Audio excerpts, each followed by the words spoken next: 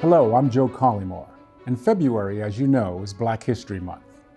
It's a time where we gather to remember those historic figures who advanced the quality of life for not only Black Americans, but all citizens living here in the United States. Among those individuals was an American social reformer, abolitionist, orator, writer, and statesman named Frederick Douglass. Douglass is known to have spoken in Hingham on occasion, one instance being at the Old Ship Church right here, as well as another during an anti-slavery rally in 1844 at the First Baptist Church, also right here in town. But let's go back even further to understand events that shaped the man Frederick Douglass would become. Frederick Douglass was born Frederick Augustus Washington Bailey. He was born into slavery on the eastern shore of the Chesapeake Bay in Talbot County, Maryland. While the exact date of his birth is unknown, he would later choose to celebrate his birthday on February 14th. Douglass was of mixed race, which likely included Native American and African on his mother's side, as well as European. Frederick would come to be separated from his mother. He would later write, "The opinion was whispered that my master was my father, but of the correctness of this opinion I know nothing. My mother and I were separated when I was but an infant. It was common custom in that part of Maryland from which I ran away to part their children from their mothers at a very early age. I do not recollect ever seeing my mother by the light of day. She would lie down with me and get me to sleep, but long before I waked, she was gone."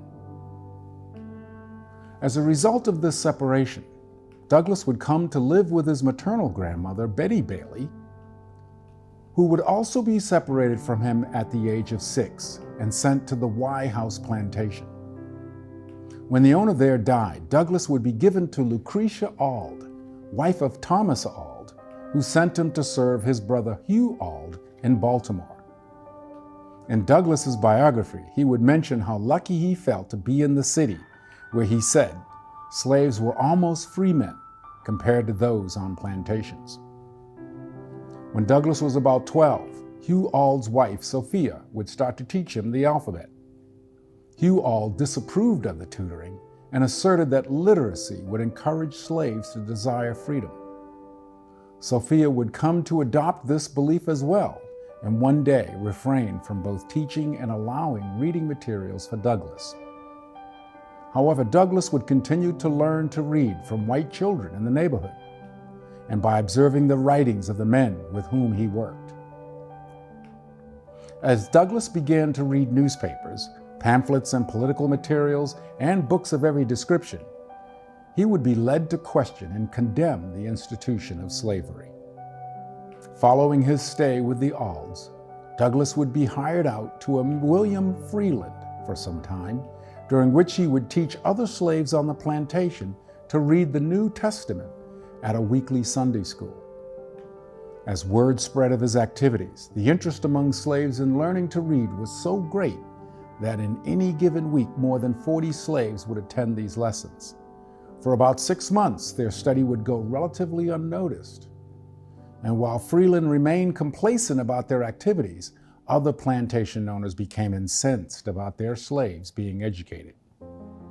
One Sunday, they actually burst in on the gathering, armed with clubs and stones to disperse the congregation permanently.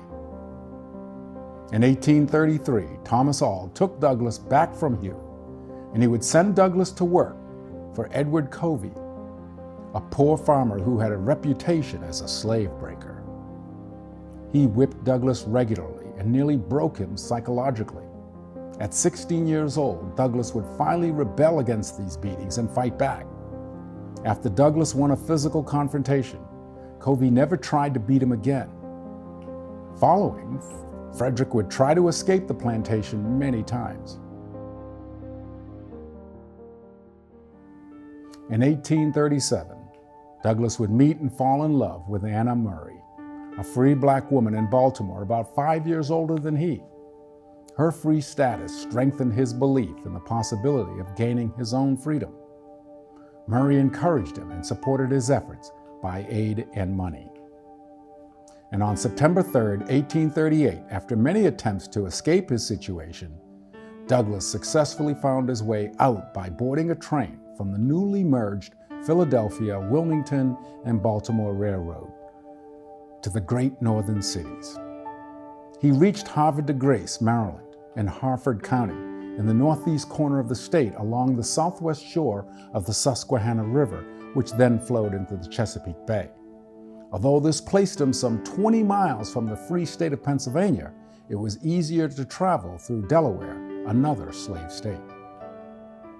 Dressed in a sailor's uniform provided to him by Murray, who also gave him part of her savings to cover his travel costs, he carried identification papers and protection papers that he had obtained from a free black seaman. Douglass crossed the wide Susquehanna River by the railroad steam ferry at Havre de Grace to Perryville on the opposite shore in Cecil County, then continued by train across the state line to Wilmington, Delaware, a large port at the head of the Delaware Bay. Because the rail line was not yet completed, he would then travel by steamboat along the Delaware River, further northeast to the Quaker city of Philadelphia, Pennsylvania, an anti-slavery stronghold. He continued to the safe house of the noted abolitionist David Ruggles in New York City. His entire journey to freedom took less than 24 hours. He said of his arrival, "I've often been asked how I felt when I first found myself on free soil, and my readers may share the same curiosity. There is scarcely anything in my experience about which I could not give a more satisfactory answer. A new world had opened upon me. If life is more than breath and the quick round of blood, I've lived more in one day than in a year of my slave life. It was a time of joyous excitement, which words can barely tamely describe. But in a letter written to a friend soon after reaching New York, I said, I felt as one might feel upon escape from a den of hungry lions. Anguish and grief, like darkness and rain, may be depicted, but gladness and joy, like the rainbow, defy the skill of pen or pencil." Once Douglass had arrived, he sent for Murray to follow him north to New York. She brought with her the necessary basics for them to set up a home, and they were married on September 15, 1838, by a black Presbyterian minister just 11 days after Douglass had reached New York. They adopted Johnson as their married name to divert attention. The couple settled in New Bedford, Massachusetts in 1838, and due to his experience working as a ship's caulker in the port city of Baltimore, he was able to get work there in New Bedford in that same capacity, later moving to Lynn, Massachusetts in 1841. Meeting and staying with the couple Nathan and Mary Johnson in New Bedford, they adopted Douglass as their married name. And in New Bedford, Johnson was such a common name that he wanted one that was more distinctive and asked Nathan to choose a suitable surname. Nathan Johnson had been reading the poem The Lady of the Lake, where two of the principal characters in Walter Scott's poem have the surname Douglass, and he suggested that name for him. Douglass thought of joining a white Methodist church, but from the beginning he was disappointed when he saw it was segregated. Later, he joined the African Methodist Episcopal Zion Church, an independent black denomination first established in New York City, which counted among its members Sojourner Truth and Harriet Tubman. He then became a licensed preacher in 1839, and this helped him hone his oratorical skills. He held various positions, including steward, Sunday school superintendent, and sexton. And in 1840, Douglass delivered a speech in Elmira, New York, then a station on the Underground Railroad, and years later it became a black congregation that would become the region's largest church. Douglass also joined several organizations in New Bedford and regularly attended abolitionist meetings. He subscribed to William Lloyd Garrison's weekly journal, The Liberator. Inspired by Garrison, Douglass later said, "No face and form ever impressed me with such sentiments of the hatred of slavery as did those of William Lloyd Garrison." So deep was this influence that in his last biography, Douglass confessed, his paper took a place in my heart second only to the Bible. Garrison was likewise impressed with Douglass and had written about his anti-colonialism stance in The Liberator as early as 1839. And in 1841, Douglass first heard Garrison speak at a meeting of the Bristol Anti-Slavery Society. And at another meeting, Douglass was unexpectedly invited to speak. After telling his story, Douglass was encouraged to become an anti-slavery lecturer. A few days later, Douglass spoke at the Massachusetts Anti-Slavery Society's annual convention in Nantucket. At 23 years old, Douglass conquered his nervousness and gave an eloquent speech about his rough life as a slave.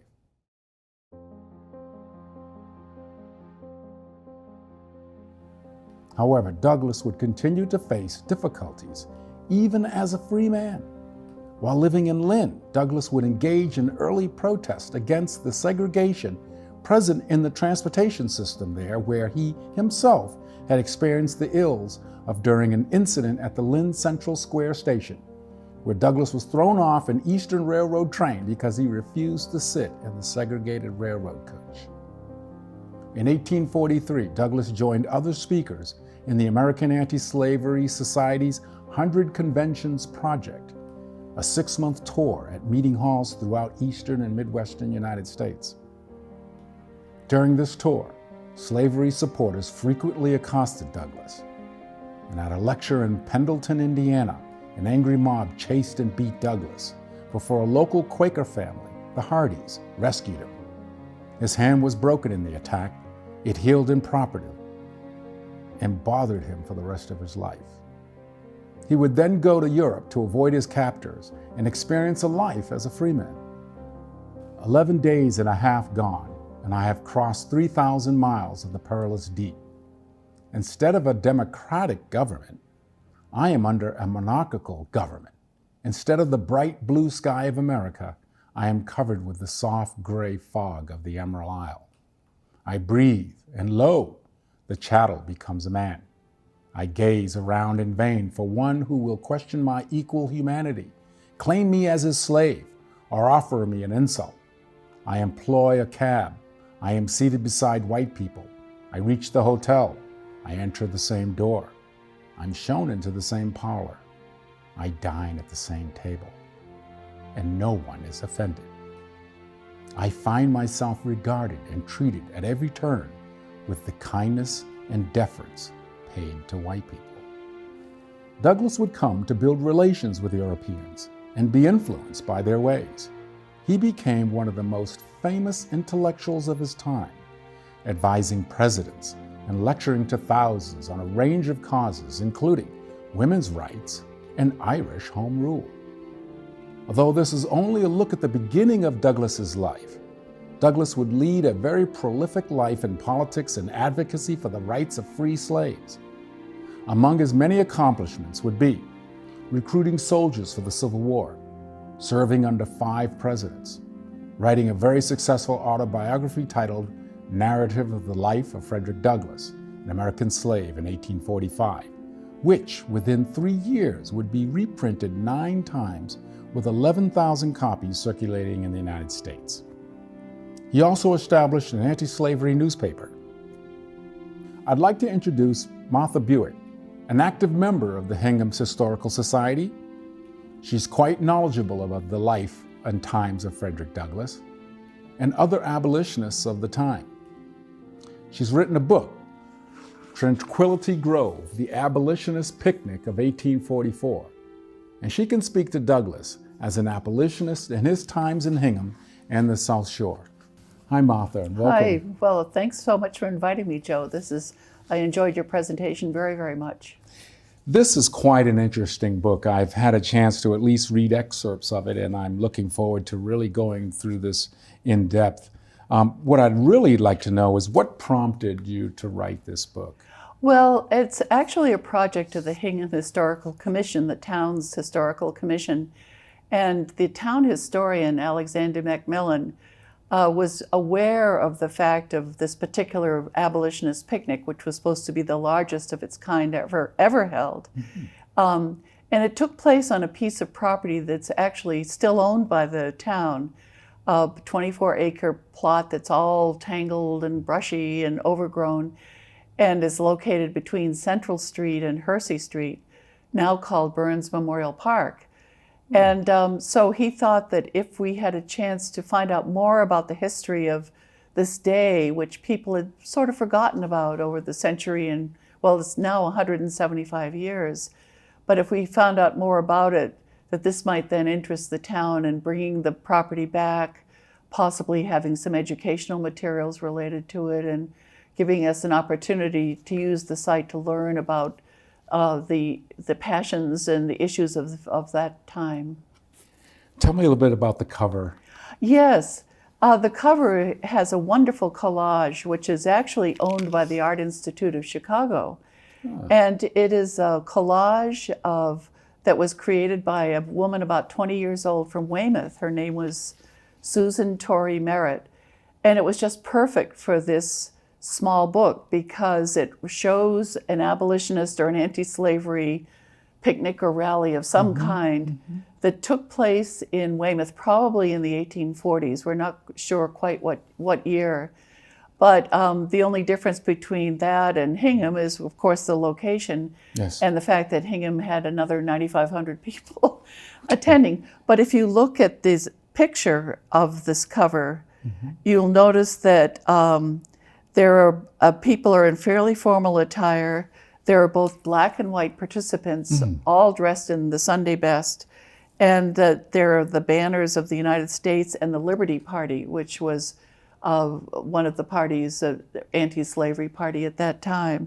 So it seemed to be a perfect cover, and the publisher thought so as well, fortunately.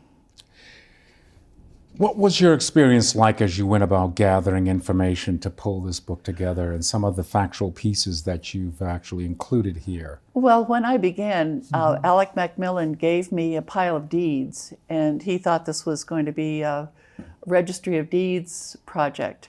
And sure enough, I went down to the registry in Plymouth and tried to find out what I could about the ownership of the property, because that's an element of this, and what had the property been before. And you can actually trace the divisions back to the founding of Hingham in 1635, and then trace the ownership up until today. But what happened is that I started to use Google and look at history books and try to find out more about this event, this big abolitionist picnic. And everything I saw made me think, oh my gosh, look who is here. This is, my goodness, look at this. I mean, for instance, John Quincy Adams, having been president, was still the congressman for this area. He wrote an impassioned, long letter that sort of set the stage for the day when all these people came and convened in Hingham. Even learning about why they had a picnic on the 1st of August in 1844, what that was about, that Frederick Douglass was here. I thought, oh my goodness. Now, even though his words weren't recorded from that day, there was record in various memoirs and so forth of his having been here. There were songs. The songbook of the anti-slavery songbook was created and collected by Jairus Lincoln from Hingham. The reason that this big abolitionist picnic met in Hingham was because of Hingham's son by the name of Sidney Howard Gay, and one of the Ebenezer Gay families. They're very famous among the founders and religious fathers of Hingham and Old Ship Church. But he was working with Garrison and had just taken over the editorship of the sort of the New York counterpart to Garrison's Liberator. He was the editor of the National Slavery Standard down in New York. And he grew up near Tranquility Grove and said that would be a great location for a picnic. And so the picnic was planned as part of a number of events to commemorate the 10th anniversary of the liberation of slaves by the British Empire in the Caribbean of the West Indies. And so to the people who were abolitionists of the day, yes, the celebration of the liberation of the slaves in the West Indies was far more important to them than the 4th of July. Yes. This was their life and this was their passion. That's quite interesting. We were sharing earlier about what Douglass had written and shared in a speech that he gave about the 4th of July. That's right. In Rochester, New York in 1852. If I could read from that. Mm-hmm. What to the American slave is your 4th of July? To him, your celebration is a sham, your boasted liberty an unholy license, your national greatness swelling vanity. Your sounds of rejoicing are empty and heartless, your denunciations of tyrants, brass-fronted impudence, your shouts of liberty and equality, hollow mockery. Your prayers and hymns, your sermons and thanksgivings, with all your religious parade and solemnity, are to him mere bombast, fraud, deception, impiety, and hypocrisy. A thin veil to cover up crimes which would disgrace a nation of savages. There is not a nation on earth guilty of practices more shocking and bloody than are the people of these United States at this very hour. That was written by Frederick Douglass in 1852 about how we celebrate the 4th of July. I mean, how was that received? How do you think that that was received in Rochester, New York at that time? Well, I think by the abolitionists, they would agree. Of course, by those who are not, they would not agree.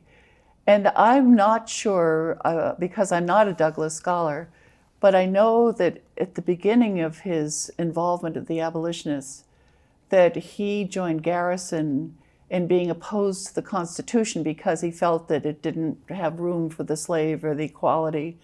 But later he was influenced by other philosophers, and he felt, and apparently changed his mind, and felt that the Constitution had the potential of providing equality. I don't know what the turning point was for him, and I don't know when 52, where that was along the period of his growth and change. But I can just imagine the electricity that people must have felt when they heard those words from this very compelling speaker. I wonder what he would have thought of Colin Kaepernick in today's contemporary times of taking a knee.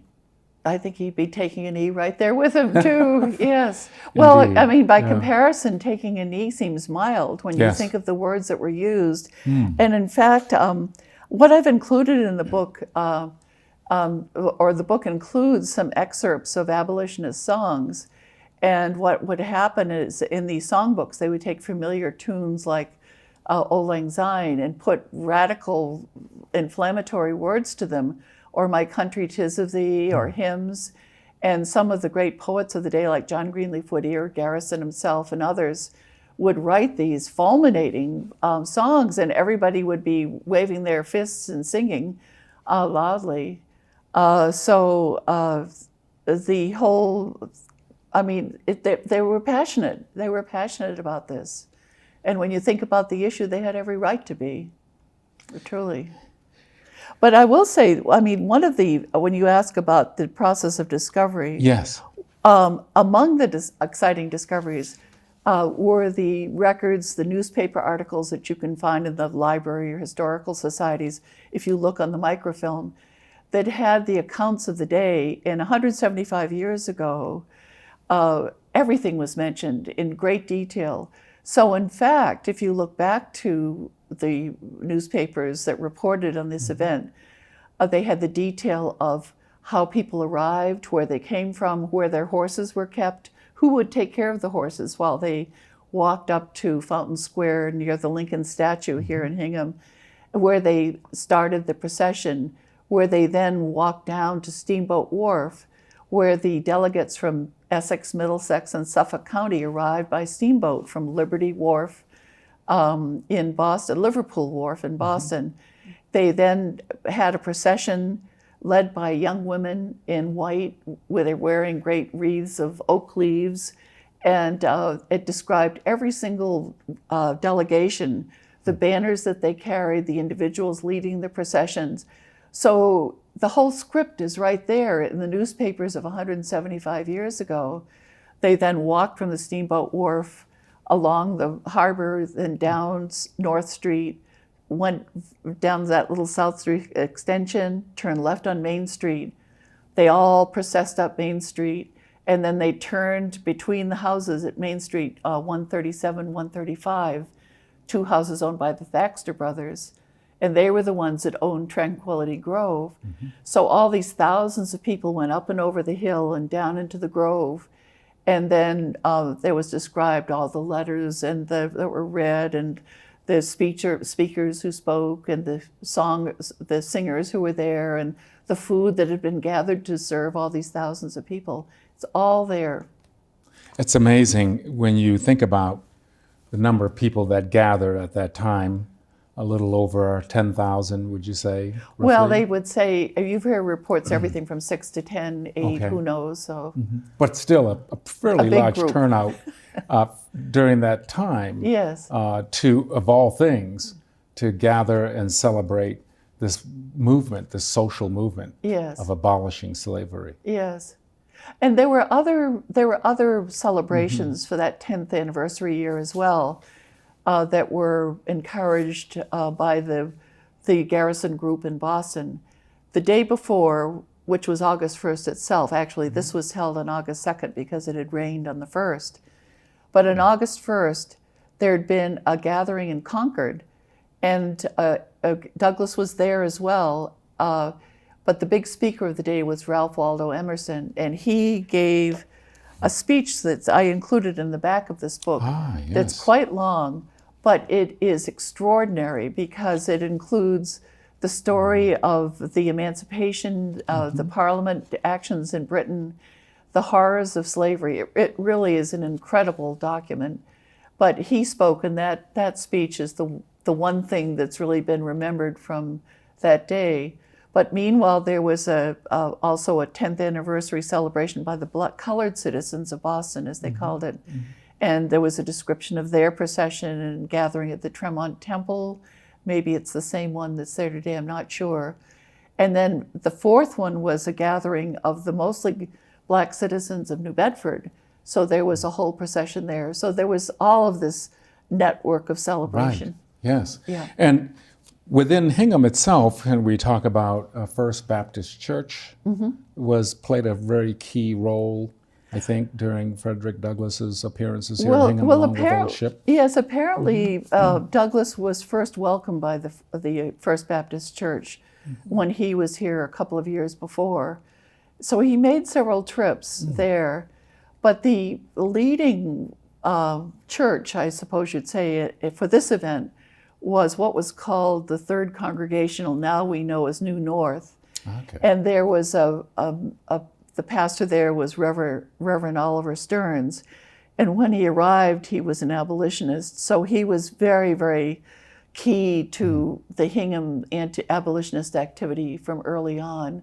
And in fact, at the time of the Fugitive Slave Act of 1850, he delivered a homily that was so powerful that his congregation had it reprinted and it went around the country. So Stearns was very much part of this abolitionist day too. Are there other tidbits in this book that I find quite interesting? For example, Lucretia Leonard that you chose to include in here. Tell me the story about Lucretia Leonard. Yes, she is somebody I'd heard about for a long time. She was in service to the Thaxter sisters. She was their servant, and there were the three, Anna, Eliza, and I'm not sure, Catherine, perhaps the other. And the Thaxter sisters were very active abolitionists and very much involved with the anti-slavery fairs and activities, and they were key organizing people for the event this day. And so I believe that Lucretia Leonard would have been intimately involved as well because she was so much involved with their lives and activities. But how she's known in Hingham was that she was the only, there were slave galleries, so-called, in New North Church, then the Third Congregational Church. And she was the only person sitting up there by herself, even though she was not a slave and she was a black servant. And when the Plymouth Anti-Slavery Society voted to end segregation, she was invited down to join the Thaxter sisters in their pew at New North Church, and she sat there with them for the rest of her life. And after they passed away, she continued to be welcomed and sat there with the congregation until she passed away in 1904. And she's buried next to the Thaxter sisters up in the Hingham Cemetery behind Old Ship Church. But this is a wonderful picture of her in the book that was taken towards the end of her life. But the story is that her mother was probably of a Wampanoag black background, and her mother was Leonard, and then married another gentleman down around Scituate. And when he passed away, she married James Tuttle, for whom I believe Tuttleville was named. I think he helped to form the neighborhood up at around Ward Street in Hingham. Yes, very rich history. Yeah, so she'd be a stepdaughter of Tuttle. Yes. Other Hingham abolitionists that you touched base about, you referenced Howard Gay and the Gay home, the Sidney Howard Gay home on South Street. There are other notables in here as well. Can you share a little bit more about, for example, Samuel Joseph May? Yes, that's very interesting. Samuel Joseph May was the brother of Abigail May, and Abigail May married Bronson Alcott, and they're the parents of Louisa May Alcott. When Abigail and Bronson were courting, she was here in Hingham, walking through Tranquility Grove in the evenings, the same property. Yes. But at that time, it was a place for wandering and for poetic evenings and for church picnics, and then for gatherings like this as well. So there's another side of Tranquility Grove, and I included her and Bronson Alcott because they wrote poems about that experience in that event. But her brother, Samuel Joseph May, was down connected with the South Scituate parish, and became a very strong abolitionist, and was kicked out of his parish because of that, and eventually ended up in the Syracuse area. But he was a key organizer with the Garrisonians. They were sort of called the Boston clique. And so he carried his abolitionism, and he became a part of the Underground Railroad as well. So he's a very powerful figure, and his archives have become an important abolitionist scholarly center. And if you look his name up today, you can find a lot of correspondence and books and important materials. I find this fascinating, and I really want to thank you for coming out to sit with me and just to really bring this book to life, and to bring to life in a more relevant way the work of Frederick Douglass, and particularly as he connects here in the town of Hingham. You know, growing up here on the South Shore, and some of our early history lessons, particularly around the early formation of this nation, this Commonwealth, from the early colonials, the landing of the Pilgrims, all the way up through all of the great wars. There are little bits and pieces of Black American history, if you will. And Frederick Douglass was just sort of like almost a little bit of a footnote. It would be great, particularly here in Hingham, if some of his work and his presence in this community could have a little bit more than a paragraph in our history books today. That would be pretty cool. I agree with you. And Douglass, as well as those who were abolitionists and those who had key roles to play along the way, there were, for instance, Chief Justice Cushing, who was involved with writing the court decision that ended slavery as such in Massachusetts, and he was descended from the Cushings of Hingham. So a combination of Douglass's life and the others would certainly be wonderful to learn more about. But thank you so much. Well, I look forward to hearing more about your book. And this is Joe Collymore. Thank you for listening in. And we thank our guest, Martha Bewick. Thanks so much. It's been wonderful.